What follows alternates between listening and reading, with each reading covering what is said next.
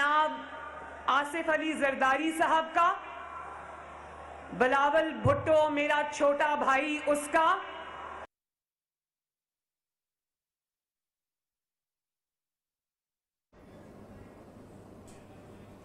लाड़काना में पीडीएम का जलसा, जियालो मुतवालो की मौजूदगी में मरियम नवाज इस वक्त खिताब कर रही है। कारकुनों की बहुत बड़ी तादाद इस वक्त मौजूद है। इब्तिदा में अपने खिताब में मरियम नवाज ने न सिर्फ सिंध के वासियों का बल्कि इस जलसे के अंदर शुरका को बहुत ज़्यादा शुक्रिया अदा किया। उनका मैं एहसानमंद हूँ कि जिस तरीके से उनका इस्तकबाल किया गया।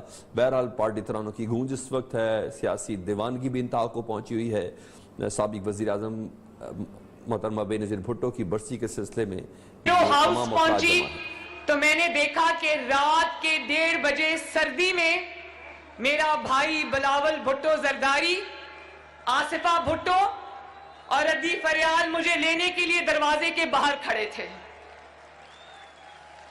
बिलावल आपका बहुत बहुत शुक्रिया, और अगर जरदारी साहब मुझे सुन रहे हैं तो जरदारी साहब का भी बहुत बहुत शुक्रिया।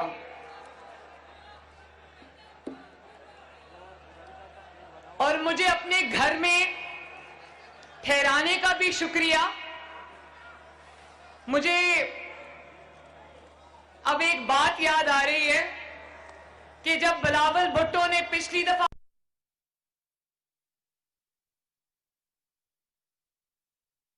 खुदाबख्श में पीपल्स पार्टी का जलसा मुनक्कद किया गया। मरियम नवाज इस जलसे से खिताब करने के लिए पहुंची। उनके साथ दूसरे मरकजी कायदीन भी मौजूद थे। जब मैं गफीर उमड़ आया था अपने कायदीन मेरे कमरे पर हमला कर बिलावल भुट्टो जरदारी के मेहमानों को उठाकर ले गए, तो मेरा ख्याल है इस दफा बिलावल भुट्टो जरदारी साहब ने ये सोचा होगा कि मैं मरियम को अपने घर पे रखता हूं ताकि मैं आज मरियम के दरवाजे पे कोई हमला ना कर सके।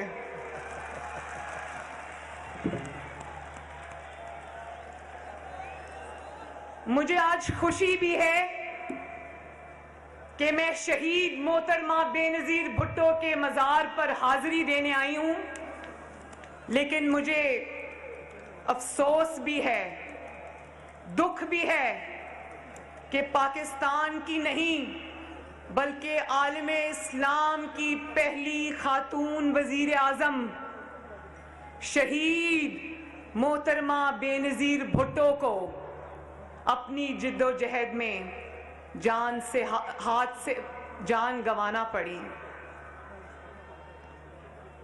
मैं दुआ करती हूं अल्लाह ताला से कि अल्लाह ताला भुट्टो साहब के, बेनज़ीर भुट्टो के दरजात को बुलंद करे और अल्लाह ताला जन्नतुल फिरदौस में उनको आला मकाम अता फरमाए।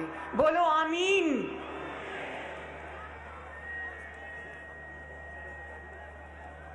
मैंने सुना था कि सिंधियों के दिल भी बड़े होते हैं और सिंधियों के दस्तरखान भी बड़े होते हैं।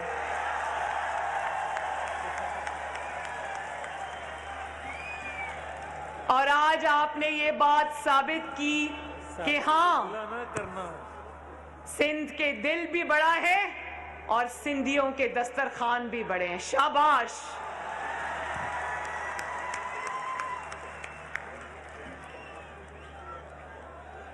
लाड़काना वालों, बीबी शहीद की मौत का जख्म सिर्फ आपके दिलों पर नहीं लगा। बीबी शहीद की मौत का दुख सिर्फ पीपल्स पार्टी को नहीं है, शहीद बीबी की मौत का जख्म हमारे दिल पर भी लगा है।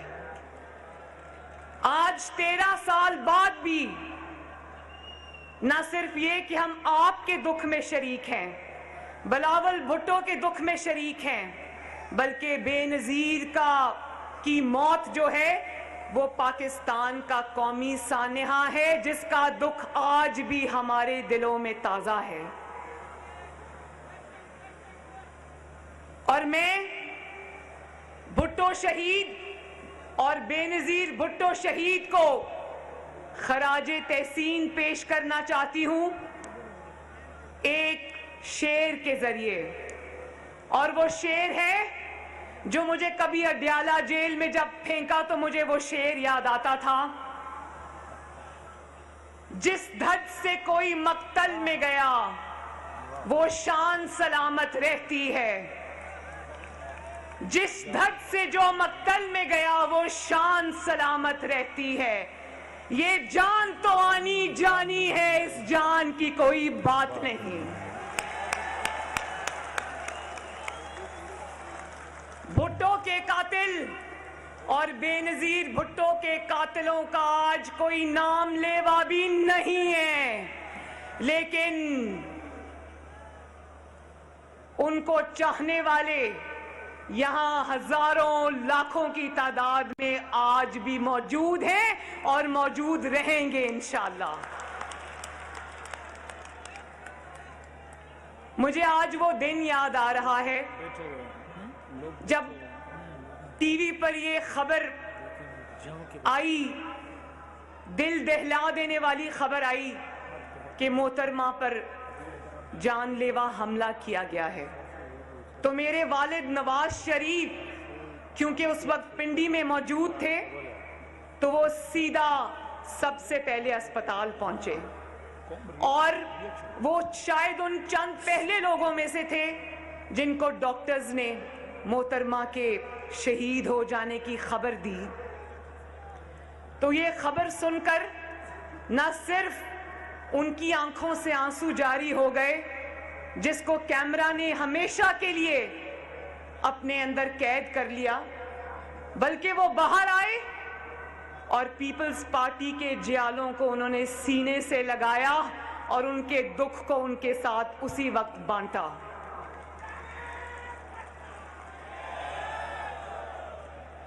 और मैं उस दिन घर से बाहर थी कहीं लाहौर में, तो मेरी वालदा का मुझे फोन आया और उन्होंने कहा कि मरियम तुम कहाँ हो।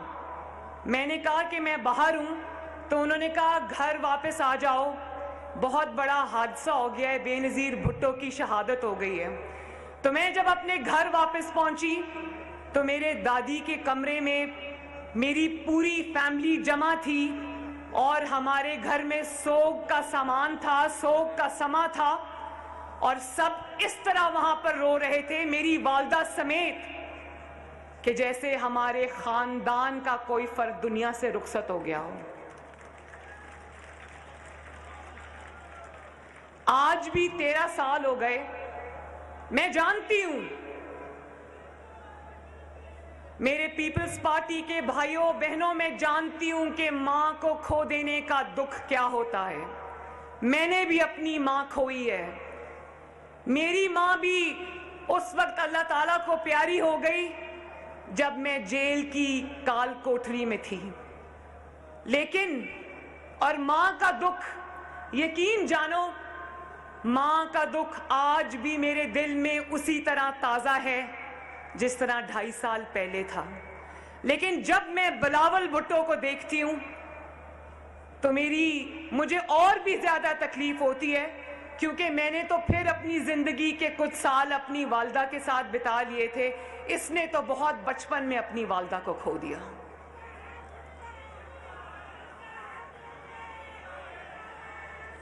और मैं एक और सियासी निस्बत के अलावा बेनजीर भुट्टो शहीद से मेरी एक और निस्बत है। आज मैं जियालों से अपने दिल की बातें कर रही हूं। ये बातें मैंने कभी किसी से नहीं की, लेकिन मैं पीपल्स पार्टी के जियालों से आज ये बातें करूंगी इंशाल्लाह। और वो ये है कि बेनजीर भुट्टो से मेरी सियासी निस्बत तो है, वो पाकिस्तान की पहली खातून वजीर आजम थी, हर खातून का, हर औरत का, हर बेटी का फख्र थी। लेकिन मेरी उनसे निस्बत बाप बेटी की लाजवाल मोहब्बत की भी है। वो बेटी बेनजीर भुट्टो शहीद अपने बाप का मुकदमा लड़ते लड़ते उसके कदमों में जाकर सो गई। और इसी तरह मेरा भी दिल करता है कि मैं अपने बाप के नजरिए के लिए, जो पाकिस्तान को मुत्तहिद रखने का नजरिया है, जो पाकिस्तान के अवाम के वोट को इज्जत देने का नजरिया है। अगर मुझे अपने बाप से इतनी मोहब्बत है, उसके नजरिए से इतनी मोहब्बत है, अपने मुल्क से इतनी मोहब्बत है कि उसके लिए मुझे अपनी जान का नजराना भी देना पड़ा, तो मेरी नजर में वो एक बहुत हकीर नजराना होगा।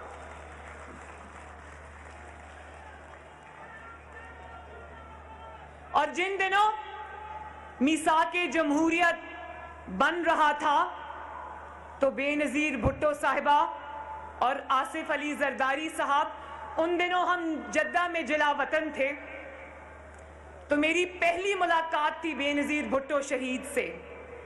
जियालो उस दिन 3 घंटे मोहतरमा मेरे साथ बैठी रही, हमने खाना भी इकट्ठे खाया, चाय भी इकट्ठे पी और बहुत सारी बातें हमने इकट्ठे की। उन्होंने भी मुझसे दिल की बातें की, मैंने भी उनसे दिल की बातें की। और फिर मीसाके जमहूरियत, जिसको अंग्रेजी में चार्टर ऑफ डेमोक्रेसी कहते हैं, वो वजूद में आया। यही थी वो सियासी इक़दार कि आज सियासी हरीफ होने के बावजूद, सियासी और इंतखाबी मैदान में एक दूसरे के मुखालिफ होने के बावजूद, आज पीडीएम की क़यादत एक स्टेज पर एक फैमिली के अरकान की तरह इकट्ठी है। ये है वो सियासी इक़दार जिनकी शुरुआत मोहम्मद नवाज शरीफ और मोहतरमा बेनजीर भुट्टो ने की थी।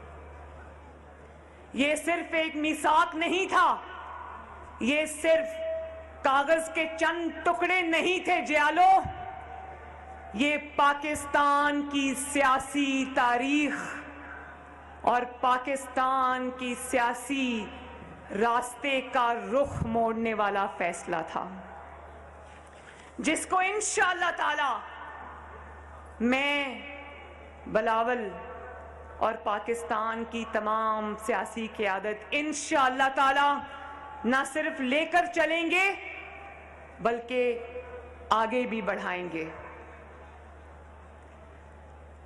सियासतदानों से, सियासी जमातों से माजी में जो गलतियां हुई और उन गलतियों का फायदा जमहूरियत शिकन कुव्वतों ने उठाया, तो उनका अजाला भी फिर वो सियासतदान सब सर जोड़ कर बैठे और उन्होंने सोचा कि ये साजिशें अब नहीं चलेंगी। उन्होंने उन्हीं गलतियों का जो हमसे हुई थी, सियासतदानों से हुई थी, सियासतदानों ने खुद उन गलतियों का अजाला भी किया और जो एक दूसरे के खिलाफ साजिशें की जाती रही थी उसको उन्होंने कहा कि अब ये हम नहीं करेंगे। और उसी का समर आज पाकिस्तान को मिला। पहली बार ये हुआ कि जमहूरी हुकूमतें, आपके वोट से आने वाली हुकूमतें अपनी मुद्दतें पूरी करने लगी। मुझे अच्छी तरह याद है कि जब 2008 में पीपल्स पार्टी की हुकूमत बनी तो बहुत सारे लोगों को ये था कि वो हुकूमत गिराई जाए, तो मोहम्मद नवाज शरीफ ने कहा नहीं, अपनी पार्टी में भी उस राय को कुचला और कहा कि नहीं, ये हुकूमत अपने 5 साल पूरे करेगी और अवाम और हुकूमतों में लाना और ले जाना सियासी जमातों का नहीं, अवाम का काम है।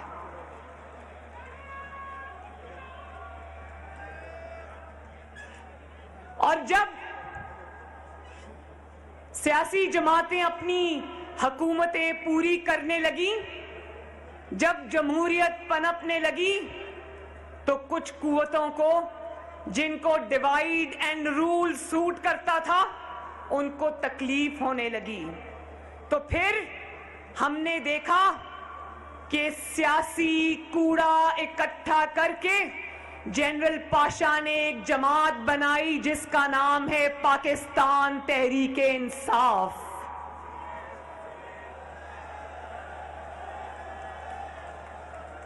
और फिर उस जमात को आपकी मुंतखब हुकूमत के खिलाफ धरनों और साजिशों में इस्तेमाल किया गया।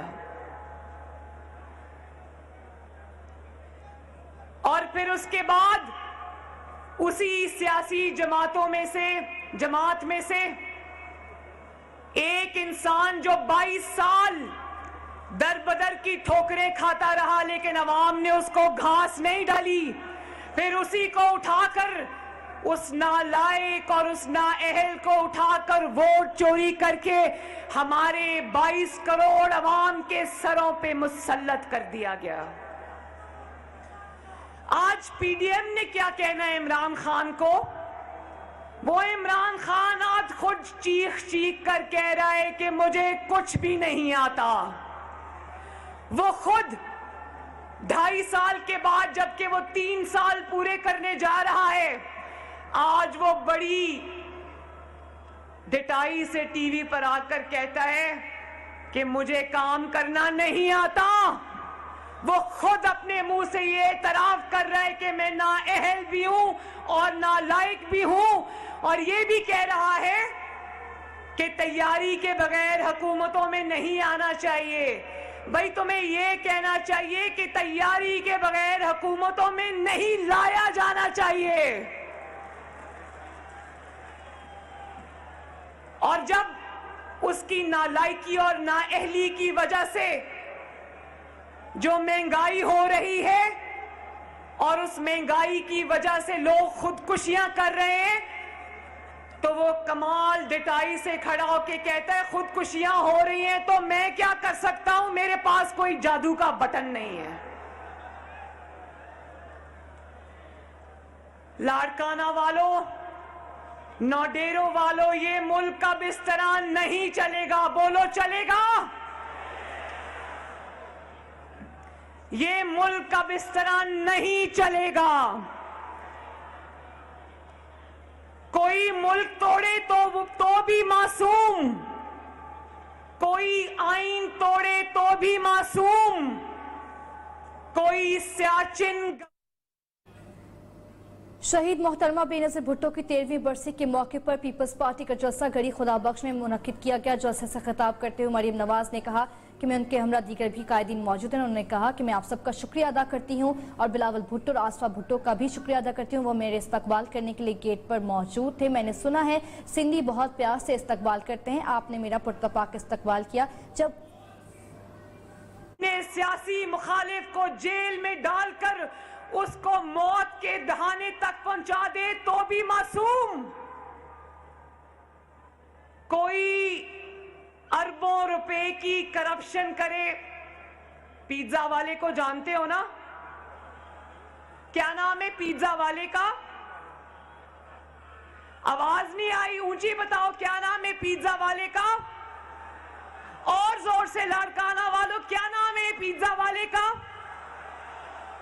कोई सरकारी मुलाजिम होकर भी अरबों खरबों रुपए के असासे बना ले तो भी मासूम, लेकिन फांसियां हो तो सियासतदानों को हो, गोलियां उतरे तो सियासतदानों के सीनों और सरों पर उतरे, 100-100 200-200 पेशियां भुगतें तो सियासतदान भुगतें, जेल की काल कोठरियों में मौत के दहाने तक पहुंचा दिए जाएं तो सियासतदान पहुंचा दिए जाएं, बहू बेटियों को घसीटा जाए अदालतों में, जेलों में, तो सियासतदानों की बहू और बेटियों को घसीटा जाए, मीडिया पर सर्कस लगे तो सियासतदानों के खिलाफ लगे,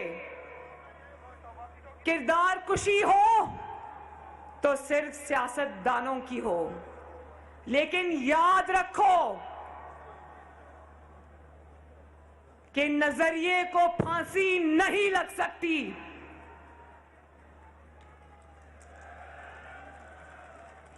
नजरिए को जलावतनी नहीं हो सकती।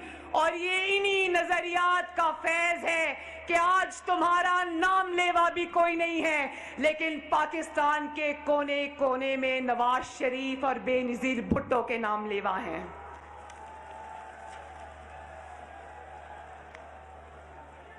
और आईन के कातिल और बेनजीर भुट्टो शहीद का पाकिस्तान की सियासी तारीख में एक नई तारीख रकम हो रही है जब मुस्लिम लीग नून की आला क़यादत इस वक्त घड़ी खुदाबख्श के अंदर मौजूद है, जिसे मरीम नवाज जलसे-आम से खिताब कर रही हैं। अब खिताब में ना सिर्फ इब्तदा में उन्होंने साबिक वज़ीर आज़म मोहतरमा बेनज़ीर भुट्टो से अपनी अकीदत और एहतराम के रिश्ते को उजागर किया, बल्कि इज़हार यकजहती भी किया।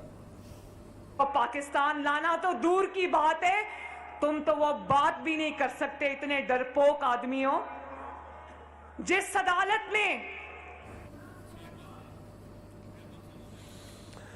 मरीम नवाज ना सिर्फ मौजूदा हुकूमत पाकिस्तान तहरीक इंसाफ को तनकीद का निशाना बना रही हैं, साथ साथ पाकिस्तान पीपल्स पार्टी के से किए गए मिसाक जमहूरियत को भी याद करते हुए उनका यह कहना था कि वो मिसाक था जिसके बिना पर पीपल्स पार्टी और मुस्लिम लीग नून ने माजी में जो गलतियाँ की थी, एक दूसरे के खिलाफ साजिशें करने के हवाले से, इस मिसाक के बाद वो तमाम हरकत और सकनात दफन हो गई। ये वो रिश्ता इसके बाद पीपल्स पार्टी और मुस्लिम लीग नून के दरमियान कायम हुआ जिसे अखलाकियात का रिश्ता कहते हैं।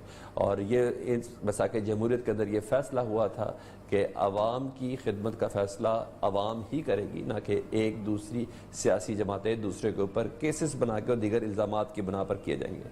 उनका ये कहना था बेनज़ीर भुट्टो के साथ उनके कई रिश्ते हैं, लेकिन एक रिश्ता उनका अकीदत का इस हवाले से भी है कि जो बेनज़ीर भुट्टो को अपने वालिद के हवाले से कैदोबंद की सोबतें बर्दाश्त करनी पड़ी, वही मिसाल उनके ऊपर भी रासिख होती है। ये वाला वो बहादुर जज जस्टिस वकार सेठ जो अब अल्लाह ताला के पास जा चुके हैं, उसके आइन को सरबुलंद रखने के जुर्रतमंदाना फैसले को पाकिस्तान की अवाम न सिर्फ याद रखेगी बल्कि जिंदा रखेगी इंशाअल्लाह। पीडीएम की क़यादत यहां पर मौजूद है, सब बड़े बड़े लीडरान यहां पर मौजूद हैं। पीडीएम वो तहरीक है जिसने तमाम सूबों को आइन के साए के नीचे जमा किया है। सब, चाहे वो बलोचिस्तान है या वो सिंध है या वो पंजाब है या वो खैबर पख्तूनख्वा है, सब माशाअल्लाह आइन के झंडे के नीचे जमा हैं। और एक शख्स, सिर्फ एक शख्स, एक हारा हुआ शख्स, एक शिकस्त खोरदा शख्स, एक नाकाम शख्स, अवाम का मुजरिम शख्स पीडीएम से एनआरओ की भीख मांगता हुआ नजर आ रहा है। बोलो लाड़काना वालों, इमरान खान को एनआरओ दोगे? क्या इमरान खान को एनआरओ देना चाहिए? एक शख्स अकेला खड़ा हुआ नजर आ रहा है, अकेला, नाकाम है, हारा हुआ है, इसलिए अब किसी को कभी कोई मैसेज भेजता है, कभी कोई अपना मैसेंजर भेजता है।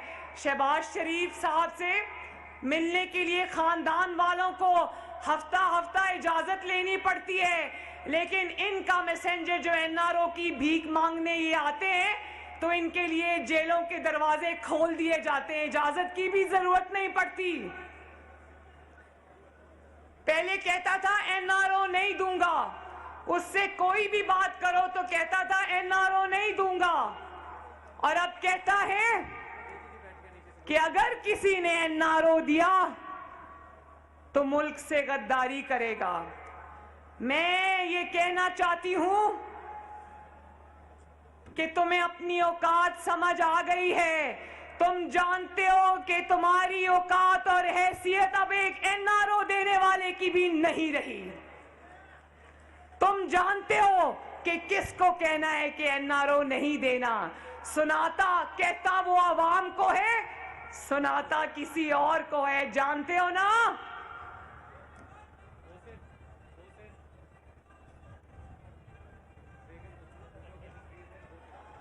इस महंगाई को घर भेजने के लिए इमरान खान को घर भेजना बहुत जरूरी है, ये सुन लो।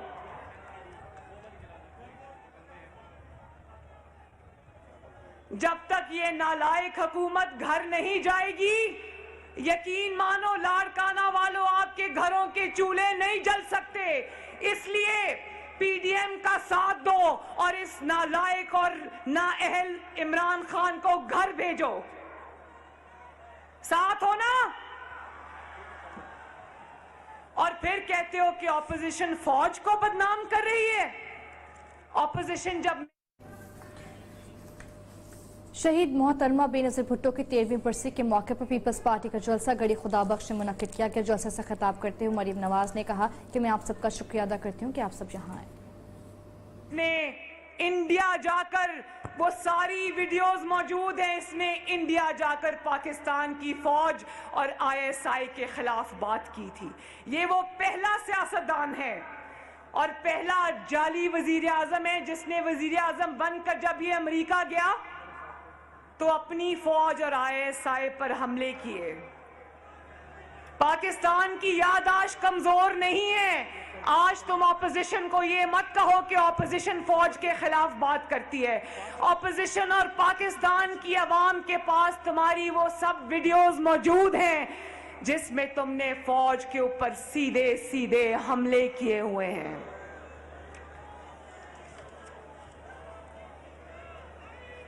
और एक पेज की रट लगाकर जितना तुमने फौज को बदनाम किया, शायद ही पाकिस्तान की तारीख में किसी ने किया हो। और जब रोटी, अभी किसी ने महंगाई की बात की थी ना, जब रोटी 30 रुपए की हो जाती है तो ये अपनी नालायकी छुपाने के लिए कहता है फौज मेरे पीछे खड़ी है। जब आटा 90 रुपए किलो हो जाता है तो ये अपनी नालायकी छुपाने के लिए कहता है फौज मेरे पीछे खड़ी है। जब चीनी 120 रुपए किलो हो जाती है तो ये अपनी करप्शन छुपाने के लिए कहता है फौज मेरे पीछे खड़ी है। जब एलएनजी पर ये 122 अरब का डाका डालता है, एलएनजी को टाइम पर सस्ती एलएनजी नहीं मंगवाता और आपको जब महंगी एलएनजी मिलती है, आपके घरों में जब गैस की शॉर्टेज होती है और चूल्हे नहीं जलते, और जब अवाम का ये महंगाई से कचूमर निकालता है तो कहता है फौज मेरे पीछे खड़ी है। तुम ज्यादा सियाने बनने की कोशिश ना करो। फौज की पर तनकीद तब होती है जब तुम्हारी नालायकी का बोझ फौज को उठाना पड़ता है। फौज पर तनकीद तब होती है जब तुम अपने सियासी मुखालिफिन को जेल में बंद कराने और उनसे सियासी इंतकाम लेने के लिए, सियासी इंतकाम लेने के लिए तुम फौज को सियासत में घसीटते हो। फौज पर तनकीद तब होती है जब तुम्हारी नाअहली की वजह से कश्मीर मोदी की झोली में जा गिरता है।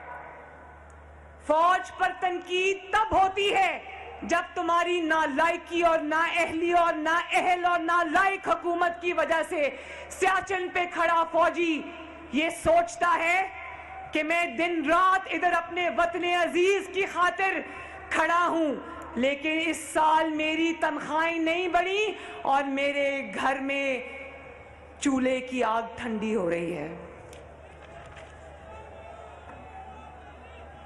और फिर कहते हो कि तैयारी के बगैर हुकूमत में नहीं आना चाहिए। किसको सुना रहे हो ये? क्योंकि अवाम तो तुम्हें लेकर नहीं आई, तुम्हें जो लाए हैं उनको पीछे हटना पड़ेगा अब इंशाअल्लाह। दवाई भी महंगी हो गई है ना।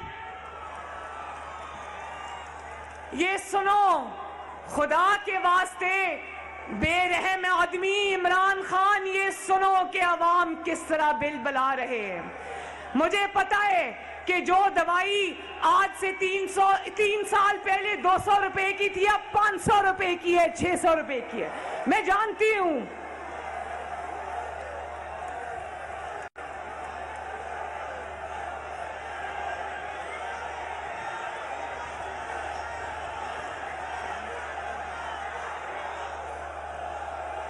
मैं जानती हूं लाड़काना वालों, मैं जानती हूं कि गरीब के लिए अब दवाई खरीदना भी मुश्किल है। मैं जानती हूं, मेरा दिल आपके साथ धड़कता है और यकीन जानो कि इंशाअल्लाह ताला ये जब अवाम इसको घर भेजेगी और आपकी मुंतखब हुकूमत आएगी तो इंशाअल्लाह आपकी खिदमत के लिए दिन रात हम सब मिलके आपकी खिदमत के लिए दिन रात एक करेंगे इंशाअल्लाह ताला।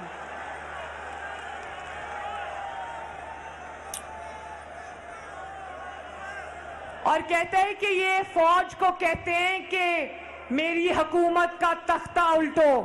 नहीं, हम फौज को नहीं कहते कि इसकी हुकूमत का तख्ता उल्टो।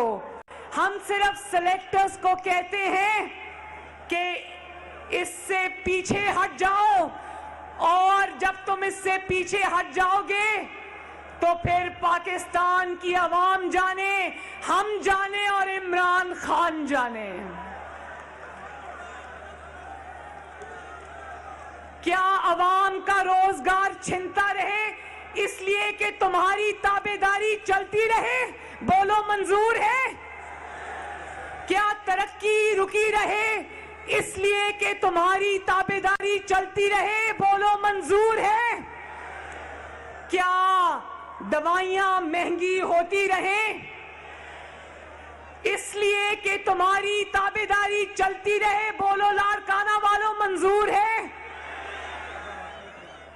क्या गरीब का चूल्हा बंद रहे इसलिए कि तुम्हारी ताबेदारी चलती रहे? बोलो लाड़काना वालों, नहीं नहीं नहीं।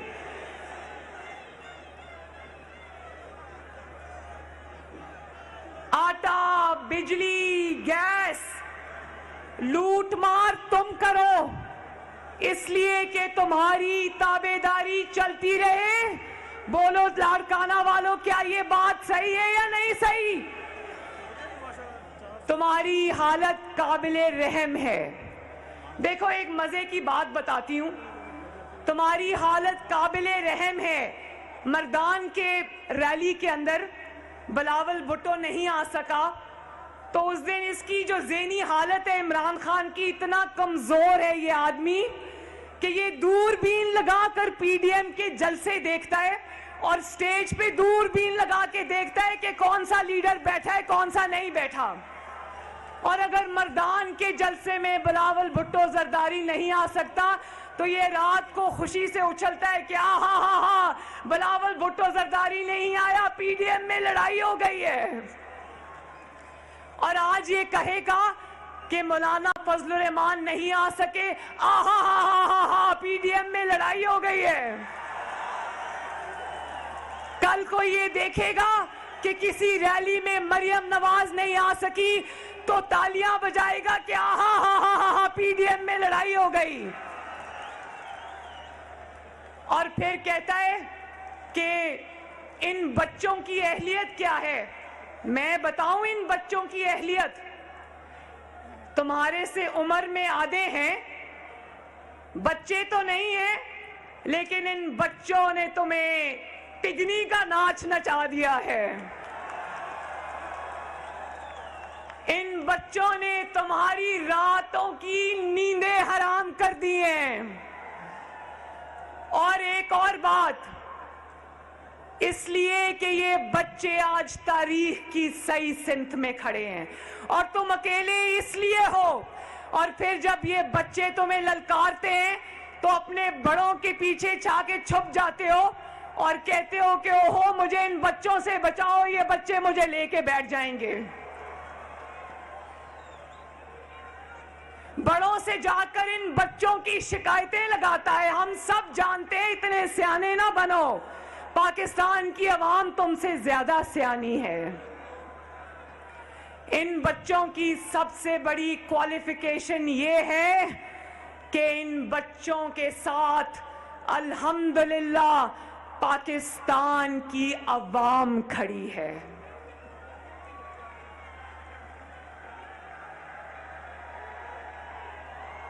तो आखिर में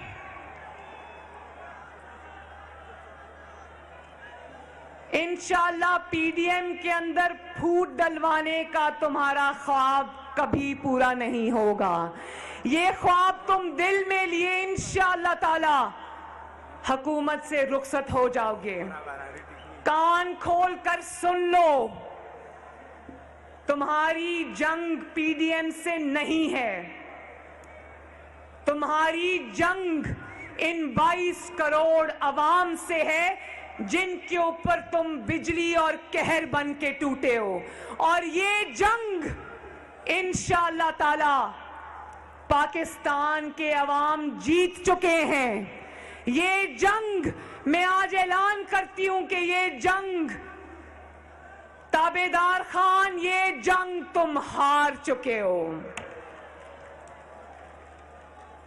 आखिर में एक दफा फिर चलो एक बात लाड़काना वालों मुझे बता दो कि अगर बिलावल भुट्टो जरदारी साहब और पीडीएम आपको इस्लामाबाद आने की कॉल देगी तो आओगे? और जोर से आओगे? मेरी जो माएं, बहनें, बेटियां, सिंध धरती की बेटियां यहां पर खड़ी हैं, मैं उनको मोहब्बत भरा सलाम अर्ज करती हूं।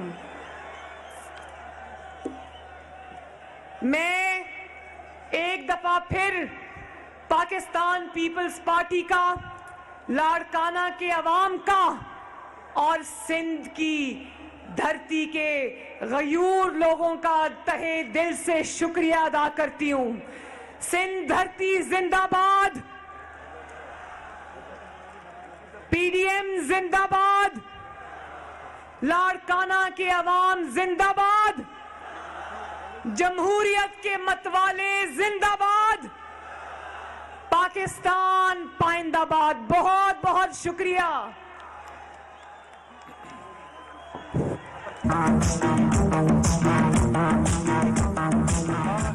पीपल्स पार्टी की शहीद कायद मोहतरमा बेनज़ीर भुट्टो से इज़हार यकजहती के सिलसिले में उनकी बरसी के मौके पर पीडीएम के कायदीन इस वक्त मौजूद हैं और घड़ी खुदाबश में मरियम नवाज साहबा ने भी खिताब किया।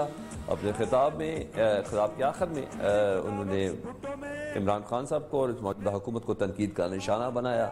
उनका यह कहना था कि आप हमारी क्वालिफिकेशन पूछते हैं तो हम उम्र में आपसे कम हैं, अगर बच्चे हैं तो इन बच्चों ने आपकी रात की नींदें उड़ाई हुई हैं। ने कहा ये हमारी क्वालिफिकेशन है जो हम आपको बताना चाह रहे हैं। इसके अलावा पीडीएम के दीगर